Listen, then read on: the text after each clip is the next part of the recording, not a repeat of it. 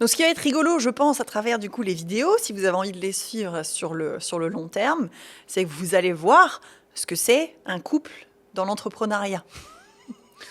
Je spoil les disputes.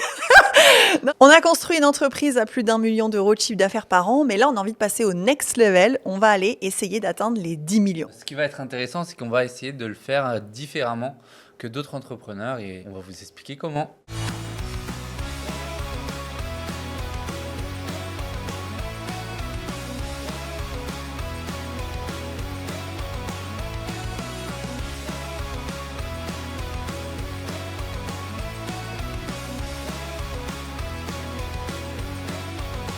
Bon, alors pour commencer, qu'est-ce qui fait qu'on est différent des autres? Peut-être que du coup, c'est parce qu'on est en couple. Ouais.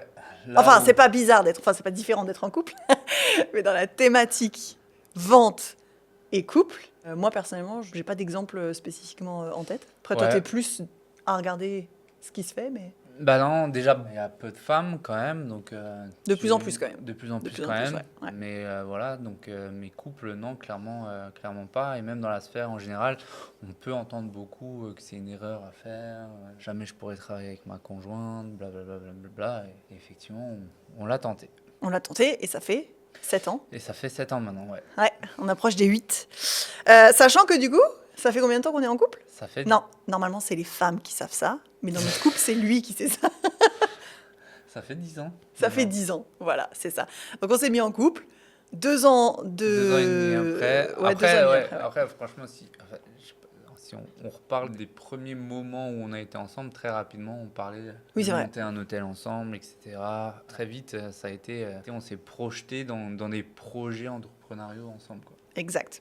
Bon, là, on dépasse un peu sur la partie, on va vous représenter quand même qui on est, parce que peut-être que vous arrivez sur cette vidéo et vous n'avez absolument aucune idée de qui est Closer Evolution, qui sont Julie et Vincent. Peut-être un petit peu de contexte, pourquoi est-ce qu'on a décidé de créer cette vidéo et plus spécifiquement ce qu'on a appelé le journal des 10 millions. En fait, on avait envie de partager avec vous, un peu en mode build-in public, tout qui va se passer entre maintenant où on fait cette première vidéo, sachant que on a déjà Closer Evolution, donc les formations en setting ou en closing qui fonctionnent depuis du coup 5 ans aujourd'hui, hein, à peu près. Depuis 5 ans, donc on fait 1 million, on a terminé du coup 2025 à 1 350 000 pour être tout à fait précise. Et puis je pense qu'à un moment donné, on est arrivés tous les deux, on aime bien quand ça bouge en fait, on n'aime pas trop s'encrouter, et puis à un moment donné, on aime ce qu'on fait, hein, c'est pas le sujet, mais la formation du B2C qui veut un complément de revenu ou qui veut une reconversion complète, voilà, ça fait 5 ans qu'on le fait, voire même peut-être un petit peu plus maintenant, donc on a envie aussi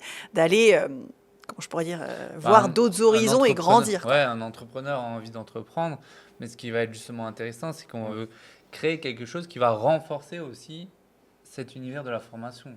Ouais. C'est-à-dire qu'effectivement, on ne veut pas quelque part se disperser et on cherche vraiment à créer un écosystème du coup qui va enrichir, en fait, améliorer la formation tout en nous permettant justement de pouvoir aller, nous de notre côté, chercher de nouvelles compétences et chercher de nouveaux projets. Donc ce qui va être rigolo, je pense, à travers du coup les vidéos, si vous avez envie de les suivre sur le long terme, c'est que vous allez voir ce que c'est un couple dans l'entrepreneuriat. Non, mais c'est pas ça, mais c'est-à-dire, bon, déjà, on est deux personnes différentes, donc il a son énergie et j'ai la mienne. Déjà, c'est différent. Lui, il a... Calme, posé. Voilà, moi, le côté peut-être plus excité, énervé. Et puis, au-delà de ça, je pense que derrière chacune des vidéos, il y aura un bêtisier. Je l'ai déjà prévu au montage, parce que je pense que ça va être épique.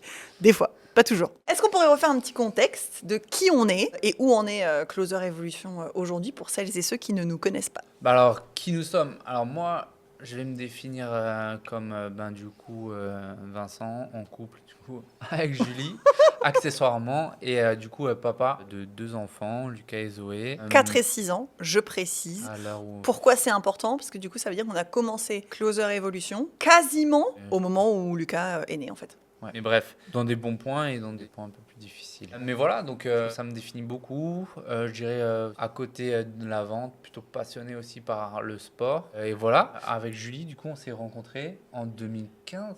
Ouais. On s'est rencontrés du coup dans l'hôtellerie-restauration. Notre première partie de carrière, ouais. Notre première partie Salarié. de carrière, effectivement, parce que du coup, moi, j'ai fait des études plutôt tournées autour du tourisme et j'ai dévié vers l'hôtellerie-restauration. C'est à peu près similaire. Je me suis bien plu justement dans ces métiers-là, ces métiers de service, d'apporter justement de la qualité, d'apporter justement une bonne nuit, si on peut dire, mais un bon séjour aux gens qui venaient dans les établissements dans lesquels je les accueillais. C'est vraiment quelque chose qui m'avait plu. Et aussi cette rigueur aussi, un peu militaire, que j'ai apprécié, cette discipline à avoir. Et voilà, donc c'est là-dedans qu'on s'est rencontrés. Ouais. Et qu'est-ce qu'on a fait du coup dans l'hôtellerie? Donc on est arrivé dans l'hôtellerie. Donc du coup on s'est rencontrés dans un hôtel dans lequel moi j'avais été embauchée un petit peu plus tôt que lui, quelques mois auparavant, en tant que chef de réception. Donc en gros, je gérais tout l'accueil à 24 ans, ouais. En tout cas, on était jeunes. Voilà, on était jeunes tous les deux. Donc dans l'hôtellerie-restauration, t'es jeune, t'as pas l'expérience, donc je te mets dans un poste qui est quand même relativement complexe et je te paye pas beaucoup, puisque du coup tu n'as pas d'expérience. Donc c'était clairement ce cas-là. Et puis quelques mois plus tard, Vincent est arrivé, lui, en tant que adjoint de direction. adjoint de direction, alors que tu ne faisais que de la restauration finalement, mais ça c'est un autre, Ouais, c'est un autre c'est un sujet. sujet. Et puis en fait, on a vite monté les grades au sein de l'entreprise. Donc moi, je passais de chef de réception à... On est resté quoi, 3 ans là-bas? Ouais. 3 ans. Donc en 3 ans, j'étais devenue du coup directrice adjointe. Et Vincent, lui, a terminé directeur général de l'hôtel. Donc en gros, l'hôtellerie-restauration, c'était 70 heures par semaine. Quand parfois on avait le dimanche après-midi de congé, on était content, selon la période haute, qui était du coup de juin à septembre, grosso modo. Donc on travaillait énormément, c'est là où on s'est mis aussi en couple tous les deux. Et puis ça s'est soldé par une séparation, un burn-out, parce qu'à un moment donné, en fait, je me voyais pas. Je me disais, mais à un moment donné, comment est-ce que tu peux vivre toute ta vie comme ça, en travaillant les jours fériés, en essayant de te battre pour avoir Noël et jour de l'an, sachant que c'est un combat qu'on a toujours perdu dans l'hôtellerie-restauration. Comment tu veux faire des enfants? Comment tu veux avoir une vie normale? C'est pas possible. Et Vincent, au contraire, t'avais envie de t'attacher à ton statut de directeur général, chose qui n'avait jamais été atteinte auparavant dans ta famille ou dans Ouais, ton c'était cercle même, proche. c'était même du coup une ambition personnelle. Ouais, voilà. Donc du coup, pouvoir une fierté personnelle, ouais, effectivement. Exact. J'y arrivais, donc effectivement, le statut était important pour moi. Et bref, en tout cas, on Et le n'était style- plus le- alignés. Ouais, voilà, le style de vie, effectivement, en étant célibataire, en faisant des saisons, en pouvant voyager, etc. Et c'était un style de vie, bien sûr, qui, moi, m'attirait. C'était pour ça que j'étais en hôtellerie-restauration. C'est très simple de trouver des jobs un peu partout, très simple. Quand même, mine de rien, s'épanouir dans ce genre de travail. Très simple d'aller relever des défis. Donc, effectivement, c'était un cadre qui me convenait étant célibataire. Et donc, effectivement, on s'est vraiment rendu compte que c'était sérieux. Et ça s'est soldé, du coup, à une grosse remise en question de quel est notre train de vie, comment on veut continuer à vivre et surtout les efforts qu'on faisait. On a commencé à rentrer dans le dev perso, etc. et C'est à vrai. se poser des questions. Ok, mais ces efforts-là, quelque part, ne nous gênent pas trop à les faire, mais on les fait pour quelqu'un d'autre. Est-ce qu'on ne les ferait pas, du coup, pour nous? Et c'est là où on est rentré dans des schémas un petit peu de se projeter, à monter nos affaires aussi, Exact, ouais. et où le chemin a commencé, quoi. Notre chemin entrepreneurial. Donc, en gros, on s'est quittés, chacun a fait un burn-out à genre 3-4 mois de différence. Moi, la première, Vincent juste après. On s'est retrouvés et on s'est dit, OK, c'est officiel, on veut quitter le salariat et on veut devenir entrepreneur. De là, qu'est-ce qu'on fait? Et puis à cette La époque-là, grande question. 2018, du Ouais. coup, à cette époque-là, c'était quand même vachement en vogue le blogging, toute la stratosphère un peu Olivier Roland, etc., etc. Et donc, on a acheté la formation d'Olivier Roland. Le but, en tout cas de base, c'était de partager. Alors là, c'est rigolo parce qu'on est sur une transformation des 10 millions. À l'époque, on était sur une transformation physique. Donc, perte de poids, prise de muscles, etc. On n'avait pas nécessairement de connaissances là-dedans, mais par contre, on apprenait. On se formait et on apprenait sur le tas. Et donc, on le partageait sur Instagram et sur un site internet qui, du coup, était censé fonctionner selon le blogging. Bon, on Alors s'est vite après, rendu compte que c'est pas que ça fonctionne pas, mais c'est que ça va demander un temps de malade, en fait, avant de gagner des followers, avant de faire fonctionner ton blog, pour faire un revenu, 2 revenus, parce que du coup, on était 2 dedans. Donc, on s'est dit, pouah, pas le temps pas le temps. Vous apprendrez vite dans les vidéos que Vincent et moi, la patience, Elle est limitée, ouais. elle est plutôt limitée. Surtout chez moi, un peu plus chez lui, mais elle est relativement limitée. Donc, la force de notre couple, c'est que lui, c'est le visionnaire. Donc, il aime bien fouiller, rechercher. Il peut passer des heures à regarder ce que font les autres sur leur site internet, etc., etc.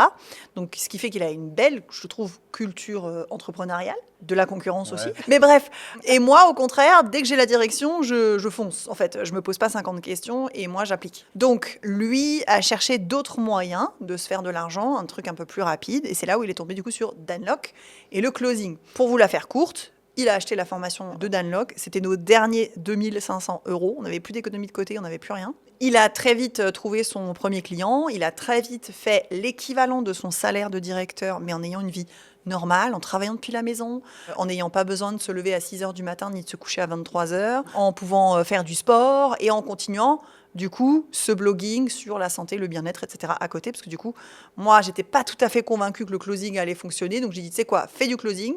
Puis moi, je continue le truc qu'on a lancé. Sait-on jamais ? Avec un peu de chance, ça pourra peut-être fonctionner, quoi. Ouais. Ça n'a pas fonctionné. Mais en même temps, comme j'ai vu que très vite, toi, tu avais réussi. On l'a pas commercialisé aussi. Oui, c'est vrai, ouais. J'ai acheté une formation dans un anglophone, alors qu'on était à Cahors. On Le se levait à mec, 3 h du voilà, matin je me pour levais faire les lives. Je me levais à 3 h du matin pour me rendre du coup à la formation. Pareil, du coup, après j'enchaînais avec des roleplays, etc. Avec des hindous, tu te Avec souviens ? des hindous. Donc moi, j'ai un accent à couper au couteau en anglais. Les hindous Les aussi. hindous aussi, donc c'était très très très rigolo. Et après, ben, ça a vite marché, mais on s'est vite rendu compte aussi que, ben, effectivement, le closing, il y a une sphère guide décisionnelle, etc., mais il y a aussi une sphère commerciale qu'il a fallu apprendre Ouais. et qu'entre guillemets, on m'avait pas vendu, que j'étais vraiment pas à l'aise avec, mais qui est nécessaire et qui s'apprend, et les choses se sont faites. Et voilà, et je pense que le chemin parcouru aujourd'hui fait que aussi, justement, et pourquoi on va parler aussi pas mal de vente, c'est que la vente te permet de réaliser tes projets, quoi. Exactement. Si on revient à notre projet premier, du coup, où on a fait des vues, etc., c'est cool. Mais si tu sais pas vendre et si tu vends pas, ben, au final, tu n'as pas de résultat. Mm. Et là où le closing, la vente nous a amené, c'est à se dire, bon, bah, ok, si tu vends, si tu oses, tu peux avoir des résultats derrière. Et au-delà de ça, on a aussi appris que la vente peut être faite de ta manière, en fait. Et que s'il y a des trucs que tu as envie de faire, bah, tu les fais. Si tu as des trucs que tu n'as pas envie de faire, bah, tu les fais pas, en fait. Et tu n'es pas obligé de te transformer en Jean-Claude Convenant ou de faire une technique de gestion des objections avec laquelle tu n'es pas forcément à l'aise. Et au fur et à mesure du temps, effectivement, on est passé du closing à un process de vente beaucoup plus complet avec le follow-up, le nurturing, le setting, etc., qui sont venus à nous un peu par défaut. Mais bon, je pense comme tout bon entrepreneur, quand il faut monter en compétences et que le marché il change, ben, en gros, soit tu stagnes et tu restes sur place, soit tu évolues et tu montes, en fait, tout simplement, quoi. Ouais. En cours de route, quand même, on a fait 2 enfants. Je pense que c'est important de le Ouais, rappeler, du coup, quoi. effectivement, c'est vrai que tu m'as rejoint dans l'aventure closing. Mm. Et 3 mois après, on apprenait que tu tombais Enceinte. t'étais enceinte. C'est Ouais. ça. Parce que du coup, on a rejoint un mastermind un peu plus élevé aussi. Parce qu'on a, ça, c'est un truc qu'on a super surinvesti, où on a énormément investi Ouais. en tout cas. C'est rapprocher de notre mentor de l'époque, du coup, Danlock, le plus qu'on pouvait, jusqu'à aller sur Maui. Mhm. Los C'est Angeles. en séminaire, Los Angeles, en Vancouver. séminaire, Vancouver, en séminaire, pour moi 2 fois, parce qu'une fois tu n'as pas pu aller parce que tu étais enceinte. Ouais. Voilà, du coup à Maui, le premier séminaire, c'est là où on apprenait que tu étais... Enfin, c'est en rentrant de Maui. Hein, Oui, Maui. où- Maui. Ce qui était cool, c'est qu'on avait investi quelque part nos derniers sous et on a très vite pu réinvestir. Enfin, on s'est Du surtout coup, engagé dans un mastermind à 25K sans avoir 25K, donc on n'avait Ouais. pas le choix que de créer ces 25K, en fait. Ouais, voilà. Il fallait laisser une première mensualité de 2500 qui correspondait à tes premières commissions, Mm. mais le reste, on n'avait absolument aucune idée de si ça allait fonctionner et si on allait pouvoir payer jusqu'au bout. On a pu payer jusqu'au bout, mais... Bon, en tout cas, ce qui est intéressant, c'est effectivement de se dire qu'on a quand même fait 2 enfants. Donc Lucas, qui n'était pas prévu entre guillemets, aussi vite, clairement, qu'était prévu, mais que ce soit aussi rapide. Et donc, effectivement, j'étais closeuse et je commençais même à prendre des responsabilités de sales manager et il y a eu Lucas. Donc, autant vous dire que dans une entreprise qui vient de débuter avec des responsabilités, un client qui compte sur vous, le congé maternité n'existe pas. Hein. Grosso modo, c'est un peu ça, quoi. Et puis, Zoé, on l'a eu un petit peu plus tard. Et donc, on a quand même construit Closer Evolution avec 2 enfants en bas âge. Donc, ça a été quand même pas mal de stress et de fatigue. Tiens, d'ailleurs, dites-nous dans les commentaires si pour ceux qui sont parents et entrepreneurs ou ceux qui sont entrepreneurs et qui vont peut-être devenir parents, si vous avez envie qu'on fasse une vidéo spécifiquement sur comment on a vécu la parentalité mix entrepreneur. C'est un sacré challenge et c'est une chose aussi qui te pousse à être pas mal créatif, quoi. C'est clair. Donc Closer Evolution est passé de quoi à quoi? Closer Evolution, au tout début du coup, c'était Julie et Vincent, Closer. Closer, ouais, Voilà. voilà. On a eu, je sais pas, au moins 4-5 clients différents. Mais Ouais, 4-5 en clients gros, différents. nous-mêmes, en tant que closer. Nous-mêmes, en tant que closer, des moins bien, des moins bons, des certains où on a été moins bons aussi, et d'autres où on a été meilleurs, etc. Donc, ça a été un apprentissage. Donc, ouais, 4-5 clients. Donc ça, c'était le step 1. Step 2, des entrepreneurs venaient à nous en disant « Ah, mais vous ne connaîtriez pas des closers, etc. » Donc, on s'est plus ou moins naturellement switché en agence de closing. Donc, on continue à être closer. Et à côté, on gérait des closers. Donc, un entrepreneur nous appelait, on recrutait les closers, on lui présentait, on les onboardait, on les formait, on écoutait leurs calls pour qu'ils soient performants, en tout cas le plus possible. Donc ça, c'était le step 2. C'est là où on a eu déjà un petit plafond de verre quand même. C'était quand même énergivore au possible. Ouais. On choisissait pas forcément toujours les bons clients. Ça, c'est rigolo parce que du coup, je vois beaucoup de pubs qui passent et qui disent montez votre agence de closing. Parce que quand vous êtes closer, du coup, vous dépendez des commissions que vous allez vous faire. Alors que là, en faisant une agence de closing, tu vas pouvoir faire de l'argent même quand tu n'es pas au téléphone. Mais c'est pas aussi évident que ça de manager justement des êtres humains. C'est pas juste tu recrutes quelqu'un, tu le places et entre guillemets, bam bim boum, ça va closer, etc. Ça peut parfois se passer, mais très souvent, c'est beaucoup de gestion. Et effectivement, là, on a commencé à avoir des plafonds de verre. Mais par contre, ça nous a amené à une rencontre. Ouais. Parce que du coup, cette personne-là cherchait des closers. Son activité était en train de décoller à ce moment-là. Il cherchait des closers.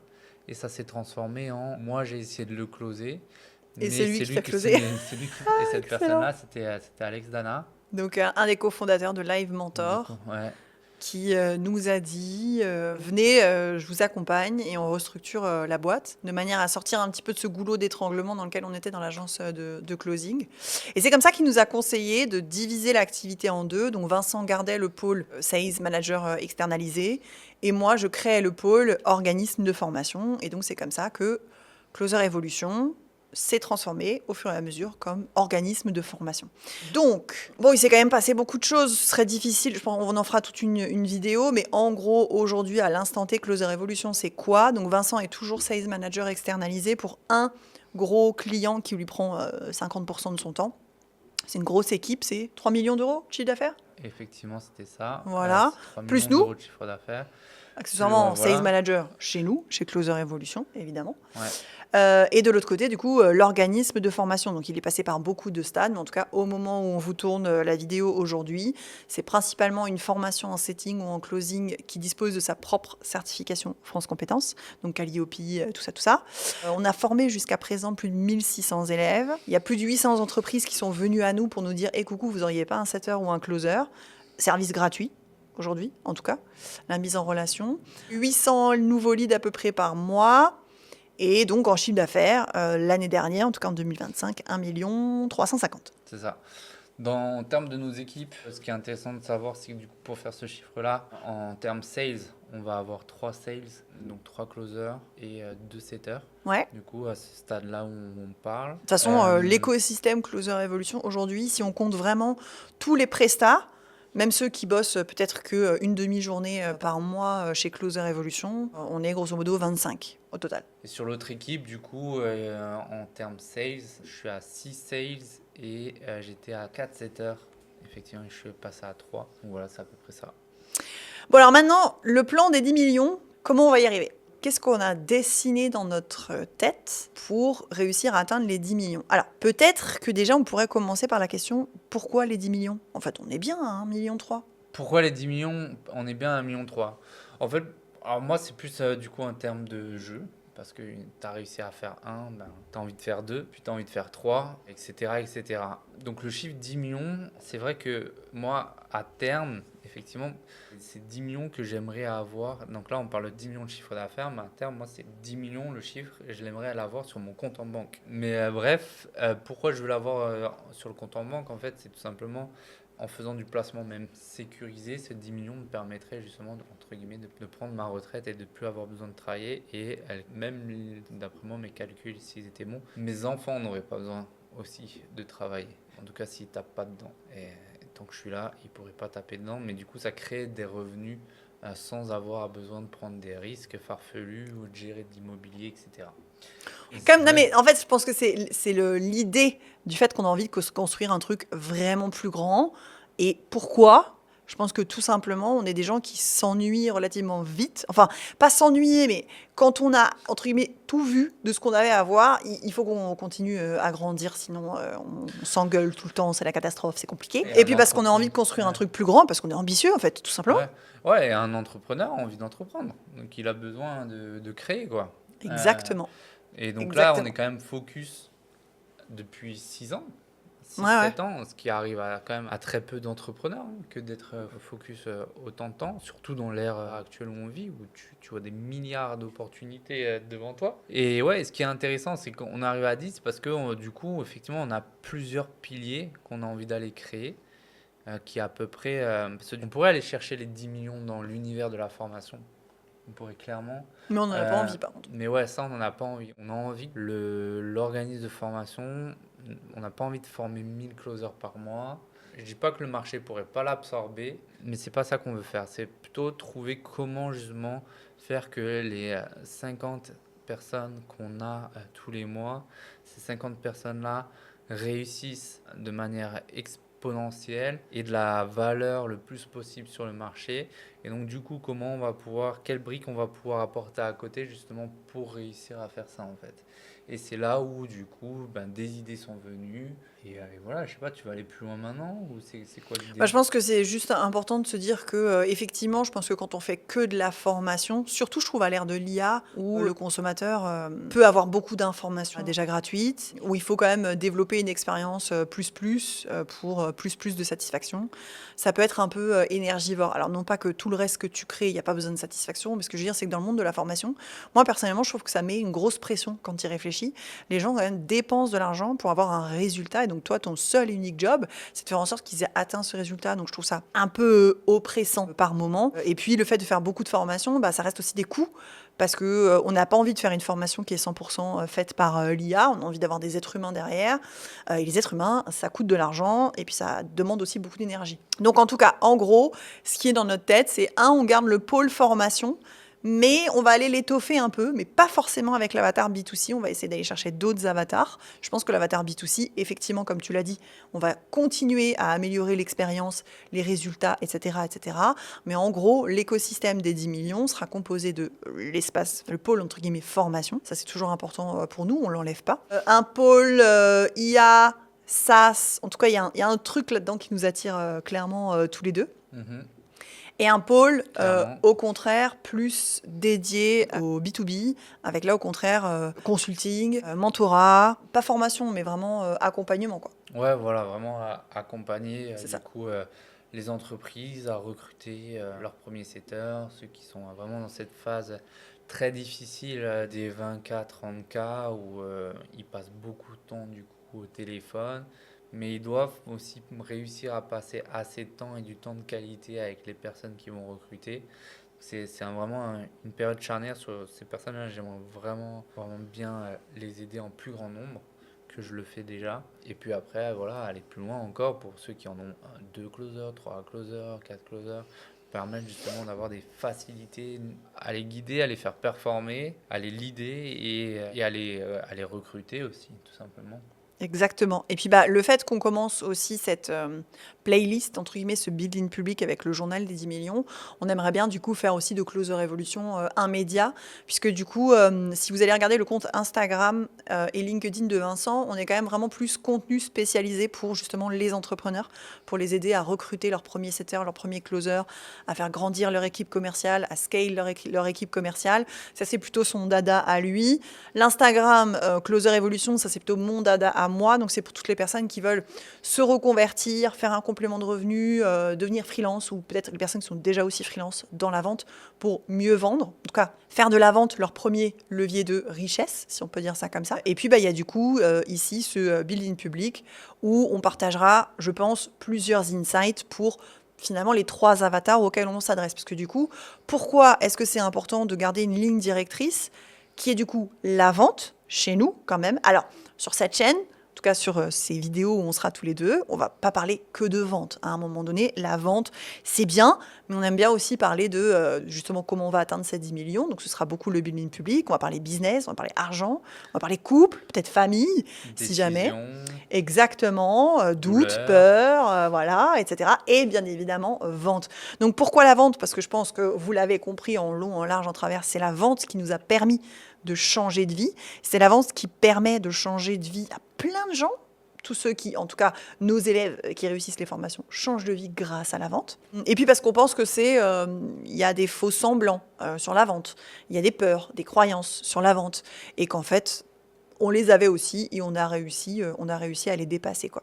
Donc, voilà ce qui va être prévu un petit peu sur la chaîne. Et donc, on va s'adresser à, entre guillemets, les 3 avatars qu'on a dessinés dans notre tête qui ont un lien avec la vente. Le premier, celui qui pour l'instant n'est pas vraiment hyper ami avec la vente, en tout cas qui ne connaît pas la vente, donc celui qui veut devenir freelance, voire le freelance qui veut du coup mieux vendre, ça c'est le premier.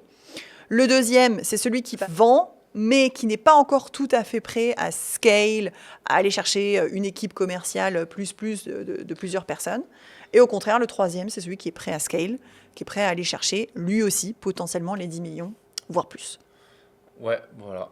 Donc si ces sujets-là, tu penses que ça va pouvoir te parler, que tu as envie de voir justement des vidéos vraiment sans filtre, sans cut, sans rien, etc., abonne-toi.